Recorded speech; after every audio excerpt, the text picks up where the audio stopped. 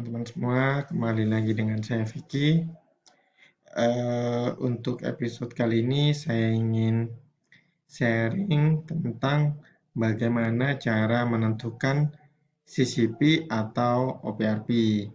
Jadi flashback dulu, CCP adalah Critical Control Point dan OPRP adalah Operational Prerequisite Program.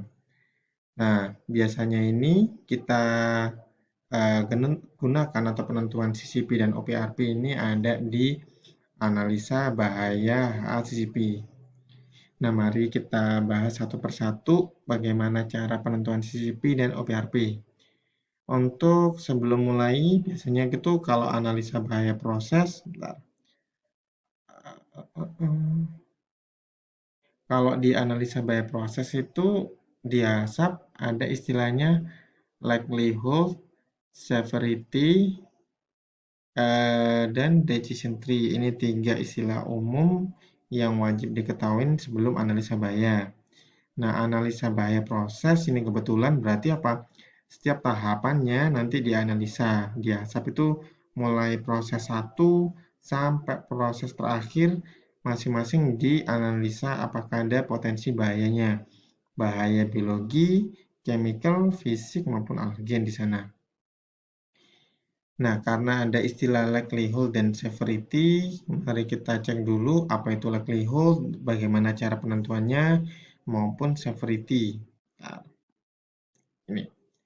Likelihood atau probability itu peluang terjadi. Nah, ini biasanya kita ditentukan berdasarkan data. Ada 3 yang tadi, low, medium, high. Kalau low, misalnya apa? Peluang terjadinya ini rendah atau 0 dalam 6 bulan. Jadi selama 6 bulan belum pernah kejadian. Kalau medium, misalnya peluang terjadinya cukup sering. 1-3 kali dalam 6 bulan. Kalau high, peluang terjadinya sangat sering. Di atas 3 kali dalam 6 bulan. Nah, ini biasanya kita ceknya berdasarkan data jumlah kejadian. Nah, severity ini atau tingkat keparahan berdasarkan referensinya. Kalau low, biasanya kategorinya tidak menyebabkan dampak kesehatan yang berbahaya.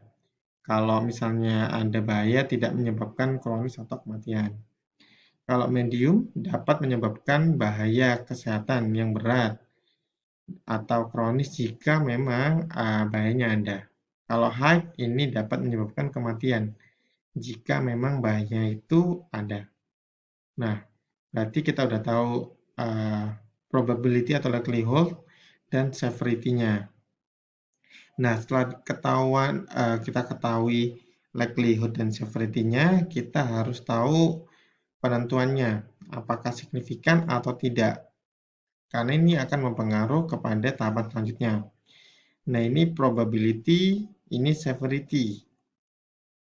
Severity ini mau di kanan ataupun bawah nggak ada masalah, sama aja. Ini likelihood, medium, high. Ini sama likelihood, medium, high. Nah, yang wajib diketahui di sini nanti luarannya ada 2, yaitu signifikan dan tidak signifikan. Kalau tidak signifikan, jadi kita nggak perlu repot-repot ke decision tree atau pohon keputusan. Kalau signifikan, kita perlu lanjut ke decision tree atau ke pohon keputusan. Kemudian luarnya apa di sini? Bisa ada 2, CCP atau OPRP. Berdasarkan apa nanti penentuannya? Berdasarkan pohon keputusan. Dari sana kita tahu, oh ini tuh CCP, oh ini OPRP.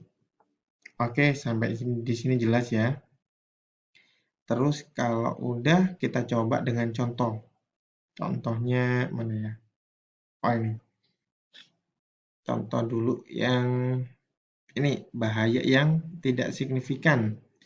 Tahapan prosesnya adalah penerimaan material. Bentar, ganti warnanya. Biru. Oke. Tahapan yang pertama penerimaan material. Nah, di sini bahaya yang diidentifikasi adalah bahaya biologi, cemaran mikroorganisme. Sumbernya dari mana? Sumbernya adalah dari personel, kemasan, maupun peralatan yang kotor. Nah, acceptable level ini adalah standar yang bisa diterima pada produk akhir. Biasanya ini ngikut di persyaratan BPOM atau SNI. Ini syaratnya. Nah, ini ada tadi yang saya jelaskan. Penilaian bahaya. Hazard assessment ada dua, likelihood dan severity. Nah, ini kenapa saya tuliskan L? Berarti dalam 6 bulan saya tidak menemukan bahaya yang muncul di proses penerimaan material untuk cemaran mikro. 0 kan tadi kalau low 0 kejadian dalam 6 bulan. Makanya saya tulis L. Beda soal kalau misalnya ada kejadian 1 kali dalam 6 bulan. Saya tulis M. Nah, kemudian severity-nya M. Kenapa M?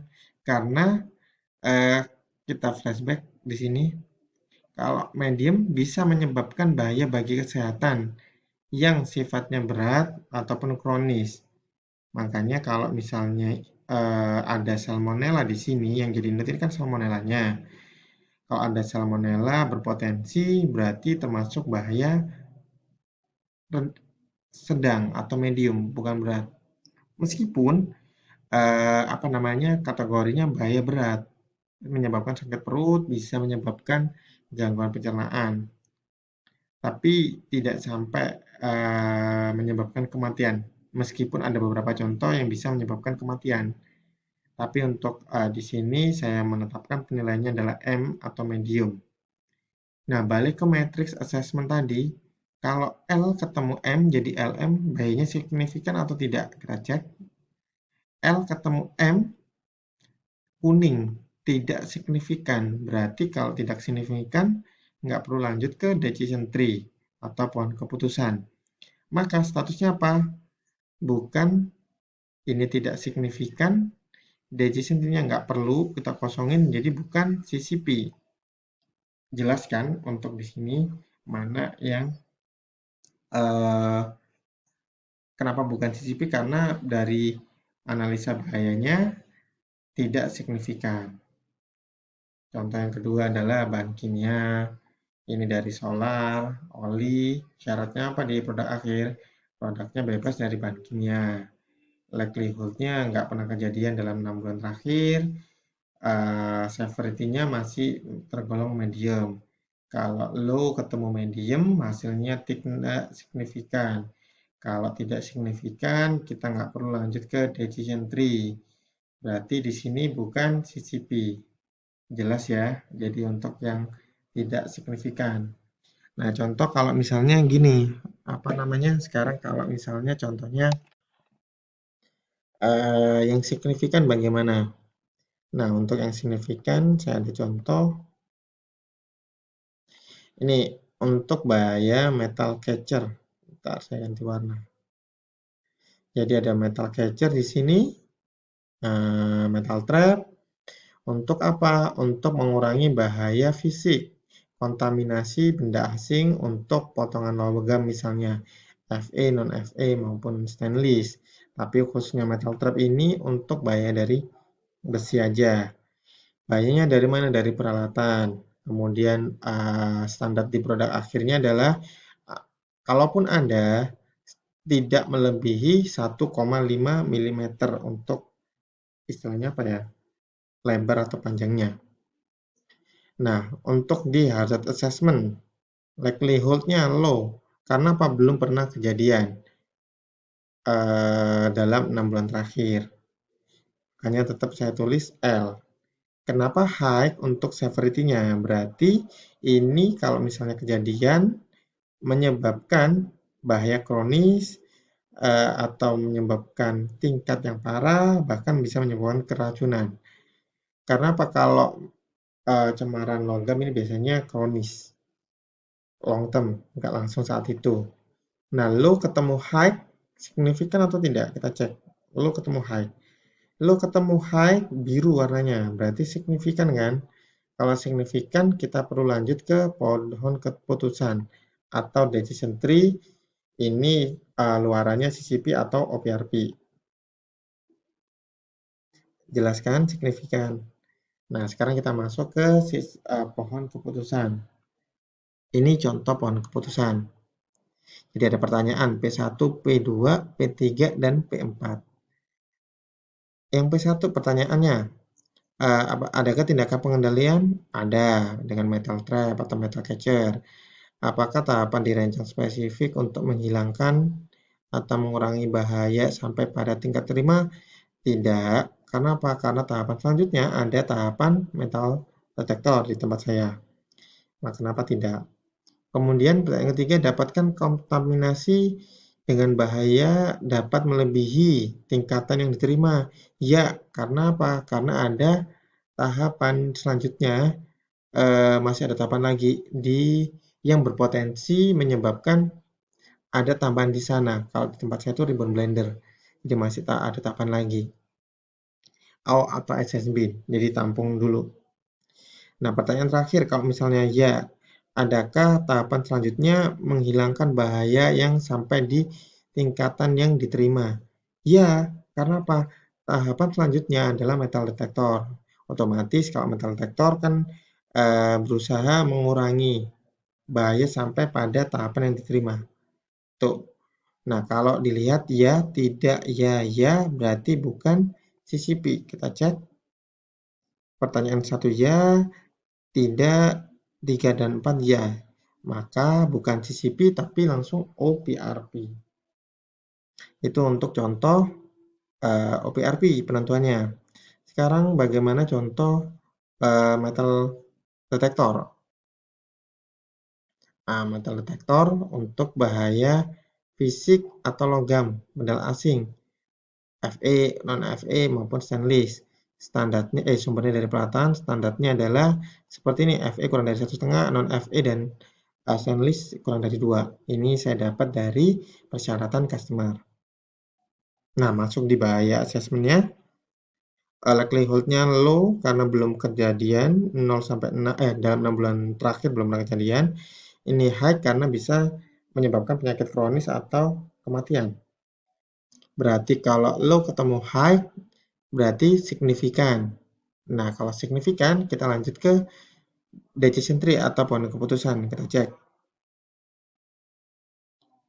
Kita cek. Adakah tindakan pengendalian? Ya, menggunakan metal detektor. Langsung, apakah tahapan dirancang spesifik untuk menghilangkan atau mengurangi bahaya sampai pada tingkat yang diterima? Iya. Karena apa? Karena ini bahaya terakhir. Setelah itu nggak ada tahapan lagi. Dan kalau misalnya itu gagal, bahayanya pasti sangat berbahaya, akan menyebabkan bahaya tadi, menyebabkan penyakit kronis dan bahkan kematian. Nah, untuk pertanyaan nomor 1, iya. Nomor 2, iya. Langsung ke CCP. Nah, kita cek metal detektor. Pertanyaan nomor 1, iya. Nomor 2, iya. Nah, berarti nomor 1, 2, iya. CCP langsung. Nomor 3, 4 nggak usah dicek. Nah, itu CCP berarti. Nah, itu dari sini teman-teman semua udah ada gambaran kan kalau misalnya bagaimana cara penentuan CCP dan OPRP. Jadi ini berdasarkan decision tree dan tergantung apakah signifikan atau tidak signifikan. Mudah-mudahan penjelasan ini teman-teman semua paham. Kalau memang belum paham dan ada yang ditanyakan, bisa ditanyakan di kolom komentar. Itu aja yang bisa saya sharing untuk episode kali ini. Sampai jumpa di episode berikutnya. Bye-bye.